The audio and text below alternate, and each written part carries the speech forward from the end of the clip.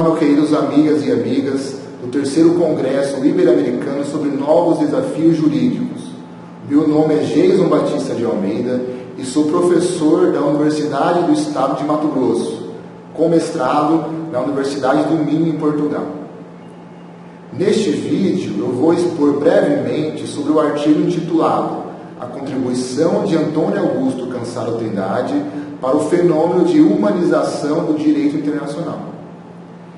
Esse artigo, ele reflete uma pesquisa que nós realizamos há algum tempo em relação a esse fenômeno, que é a humanização do direito internacional.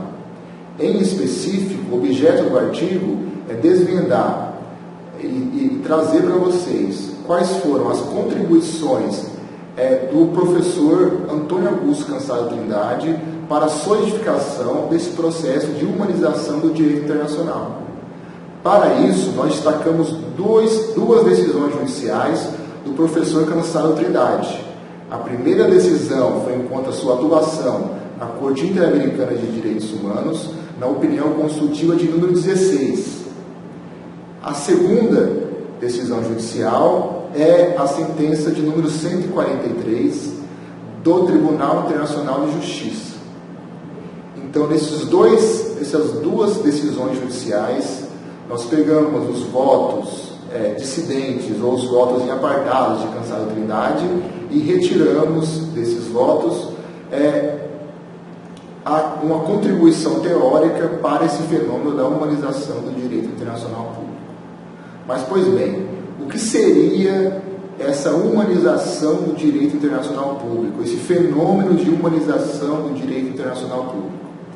Do ponto de vista estritamente jurídico, a humanização do direito internacional significa a realização de um movimento translativo das normas protetivas dos direitos humanos. As normas de direitos humanos passam, então, a figurar no centro da ordem jurídica internacional. Ao serem alçadas ao centro da ordem jurídica internacional, as normas protetivas dos direitos humanos, elas vão irradiar o seu conteúdo e o seu conteúdo material e valorativo para as demais normas jurídico-internacionais.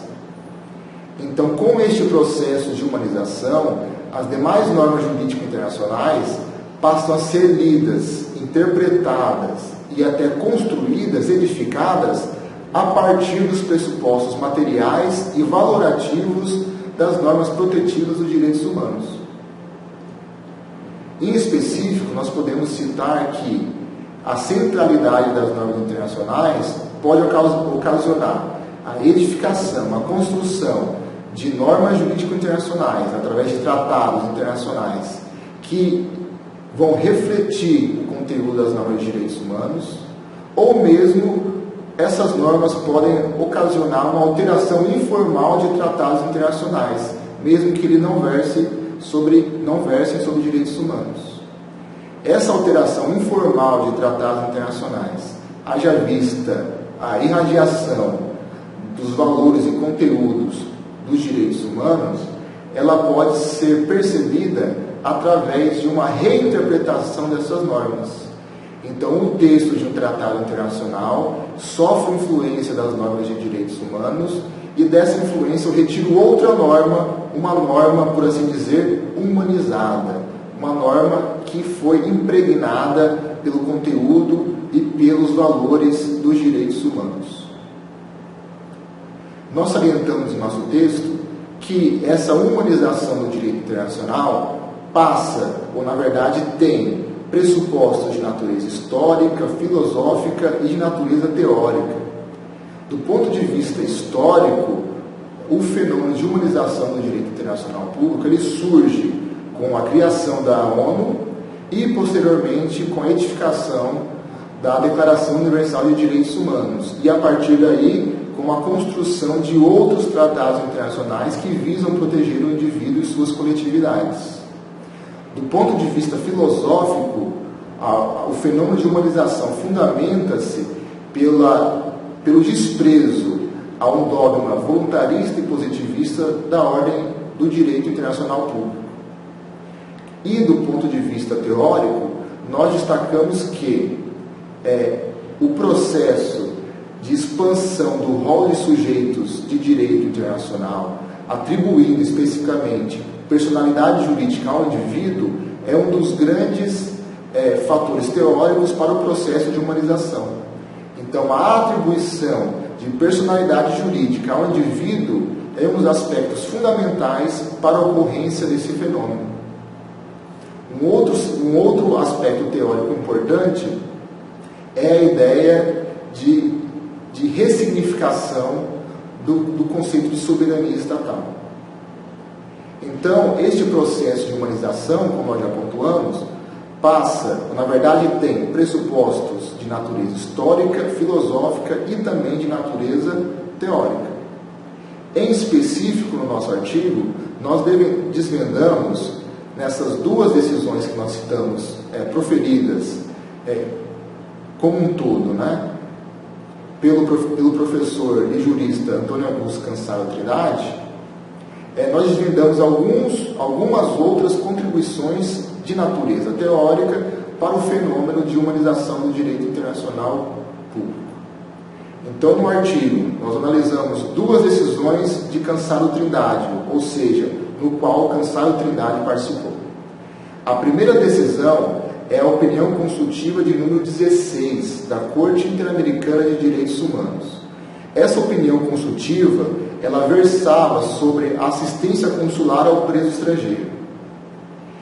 Um dos grandes aspectos teóricos e que surge como uma contribuição de Cansaro Trindade para a humanização do DIP é no sentido de que tratados internacionais que quando foram confeccionados, em seu texto não se tinha a intenção de que aquelas normas protegessem seres humanos, com o passar do tempo, através de uma interpretação evolutiva desse tratado, esse tratado poderia, em seu texto, conter normas protetivas de direitos humanos. Isso foi o que ocorreu com a Convenção de Viena sobre Relações Consulares de 1963.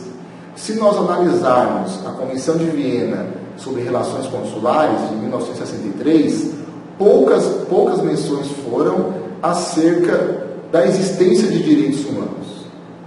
E mesmo que os redatores, quando dos trabalhos preparatórios, tenham ignorado a existência de direitos humanos ao escreverem a Convenção de Viena, haja vista que as relações consulares se dão estritamente entre Estados, isso não deixou de fora a possibilidade que no futuro esta mesma convenção fosse encontrada nessa convenção uma norma protetiva do indivíduo, uma norma protetiva do ser humano, como é o caso que foi analisado na opinião consultiva número 16 da assistência consular ao preso estrangeiro. Então, nessa opinião consultiva, em seu voto, nós destacamos duas contribuições teóricas do professor Cansaro Trindade. A primeira, que um tratado internacional, mesmo que não verse inicialmente sobre os direitos humanos, no futuro pode ser reconhecido normas protetivas dos seres humanos aí. E segundo, que nós devemos fazer uma interpretação evolutiva, uma interpretação dinâmica das normas internacionais, em detrimento de uma interpretação estática ou de uma interpretação histórica vista somente nos trabalhos preparatórios desses tratados. Já a segunda decisão é enquanto atuação de Cansaro Trindade enquanto juiz da Corte da Corte Internacional de Justiça. Na sentença de número 143, que estão litigando Alemanha e Itália, o professor Cansaro Trindade dá um voto muito consistente, que supera, inclusive, em número de páginas, a própria sentença, e nesse voto o professor Cansaro Trindade mantém sua retidão teórica em relação ao fenômeno aqui estudado. Nessa sentença, em resumo, o professor Cansaro Trindade disse expressamente que a imunidade dos Estados não deve prevalecer sobre graves violações de direitos humanos. Então, quando o Estado comete uma grave violação de direitos humanos, como foi o caso da Alemanha, a imunidade estatal não pode prevalecer sobre essa grave violação de direitos humanos.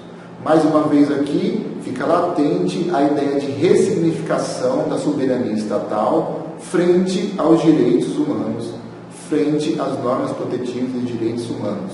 E nesse caso específico, a imunidade estatal deveria ser interpretada de acordo que ela não deveria prevalecer sobre uma grave violação de direitos humanos. Pois bem, pessoal, essa foi uma breve explanação sobre o artigo enviado, sobre o artigo que foi aceito. Espero que o vídeo tenha ficado a contento.